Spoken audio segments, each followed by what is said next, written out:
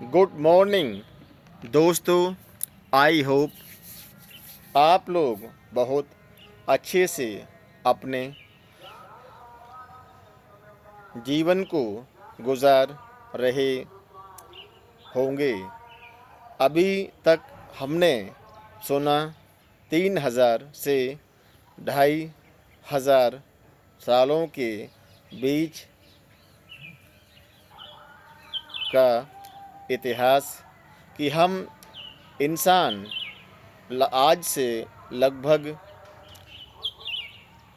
5,500 से 5,000 सालों के बीच में क्या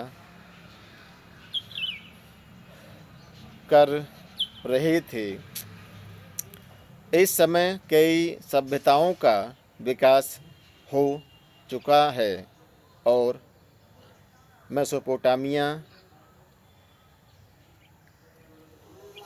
के साथ साथ मिस्र की एंशिएंट सभ्यता के साथ साथ भारत रीजन में भी चाइना और एशिया के दूसरे इलाकों में भी कई तरह की सभ्यताएं पूरी तरह से विकसित हो रही हैं। अब हम बात करेंगे एक एक सभ्यता के नाम के साथ। सबसे पहले आते हैं मिस्र की सभ्यता।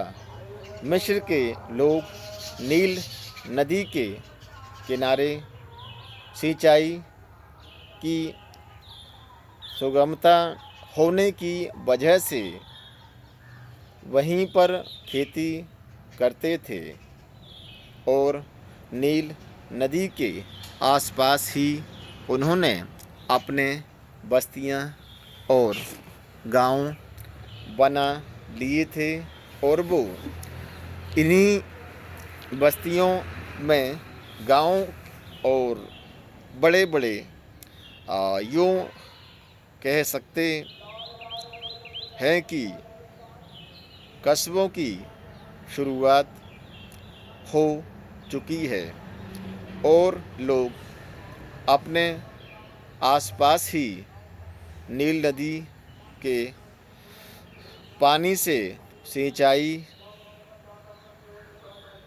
कर रहे हैं और उसके साथ ही बस्तियों में भी रह रहे हैं। पिरामिड जो कि आज आप मिस्र की एक पहचान के रूप में देखते हैं, उनकी शुरुआत हो चुकी थी और आज कई ऐसे पिरामिड आप मिस्र में जाकर देख सकते हैं जो कि आज से लगभग 5,000 से 5,500 सालों के बीच बने हुए हैं और ज़्यादातर पिरामिड पुराने वाले काफ़ी ख़राब हालत में थे, जिन्हें कि बाद में मिस्र के फ़ाराओ यानी कि राजाओं ने सही कराया था। मिस्र में राजाओं को फ़ाराओ कहा जाता है। दूसरी सभ्यता थी मेसोपोटामिया। ये सभ्यता टिग्रिस और यूफ्रेटिस नाम की दो नदियों के बीच में एक ऐसी फर्टाइल उपजाऊ ज़मीन पर बनी थी जिससे उस समय के लोग इसी दोनों नदियों के बीच टिग्रिस और यूफ्रेटिस के बीच में रहते थे और पानी की सुगमता की वजह से आसानी से खेती कर रहे थे। अब इस दौर में लोग गाँव बनाकर और शायद तब मुझे ऐसा लगता है जो कि मैंने किताबों में पढ़ा है कि कबीलों की शुरुआत उस समय से मानी जा सकती है। शायद लोग एक दूसरे को कबीलों के नाम से ही जानते होंगे, क्योंकि एक गांव में एक ही पूरा कबीले के नाम रखा जाता होगा। अब हम आते हैं एशिया में।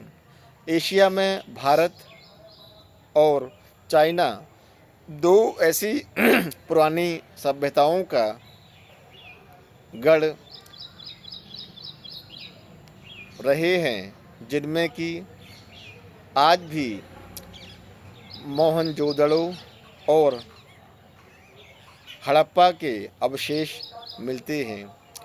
मोहनजोदड़ो के बारे में कई तरह के रिसर्च और काफ़ी चीज़ें इकट्ठी की जा चुकी हैं। मोहनजोदड़ो में हर एक मकान जो कि आज से लगभग 2500 से 3000 सालों के बीच बने होंगे, बीसी पूर्व में बने हैं। सारे मकान एकदम सीधी गलियों से बने हुए हैं और इस 5500 से 6000 सालों के बीच में इंसान ने पक्की ईंटों का इस्तेमाल करना शुरू कर दिया है। और सबसे मज़ेदार बात ये है कि पानी की निकासी जो आज हम लोग ड्रेनेज सिस्टम को देखते हैं, मुझे ऐसा लगता है कि इसकी शुरुआत आज से 5 से 5500 साल पुरानी हो सकती है, वहाँ से हो गई हो, क्योंकि ड्रेनेज सिस्टम मोहनजोदड़ो और हड़प्पा में ऐसे मिले हैं जैसे आज के ड्रेनेज सिस्टम भी शर्मा जाएं। यानी कि हमारे वर्तमान समय के ड्रेनेज सिस्टम पुराने सिस्टम से कमतर आंके जा सकते हैं। शायद इसकी वजह रही होगी कि पॉपुलेशन आज हाईटेक इतना होने के बाद भी हमारे ड्रेनेज सिस्टम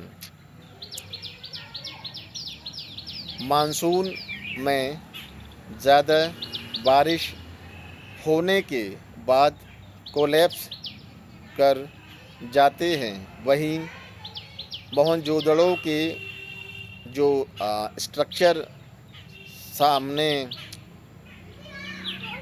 आया है उसके हिसाब से वहाँ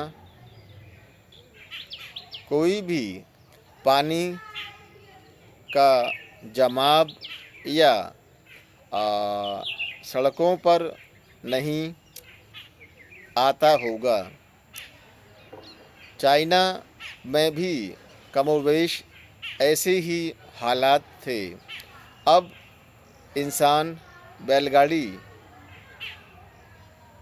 का बहुत ज़्यादा प्रयोग करने लगा है और ऐसा समझा जाता है कि लेखन की शुरुआत मेसोपोटामिया से होकर ही सुमेर और मोहनजोदड़ो, हड़प्पा, मिस्र और चाइना की सभ्यताओं में पहुंची होगी, क्योंकि लेखन से ही इंसान अपने व्यापार को भी बढ़ा सकता है।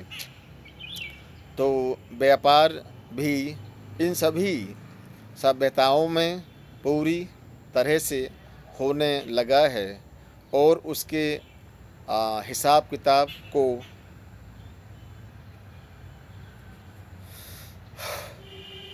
रखने के लिए ही लेखन की आवश्यकता हुई होगी। एक बात और मैं बताना चाहूँगा कि आवश्यकता ही आविष्कार की जननी होती है और लोग अक्सर किसी चीज़ को इन्वेंट तभी करते हैं जब उसकी बहुत ही ज़्यादा ज़रूरत होती है। तो आज के कहानी को यहीं पर रोकते हुए आगे बढ़ते हैं और कल हम 2500 से 2000 के बीच में पूरी दुनिया में इंसान क्या कर रहा था उसके बारे में जानेंगे और 3000 से 2500 ईसा पूर्व ऐसा माना जाता है कि वेदों की रचना हो चुकी नहीं थी, क्योंकि वेद 3000 से 4000 साल पुराने माने जाते हैं और उस समय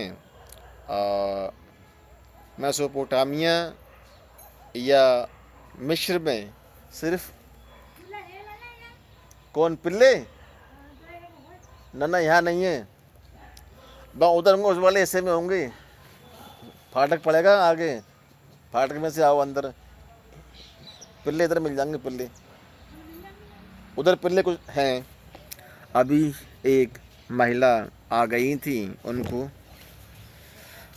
बातचीत हो गई। अच्छा, हम कल अब इस बारे में और ज़्यादा विस्तार से डिस्कस करेंगे। Good bye.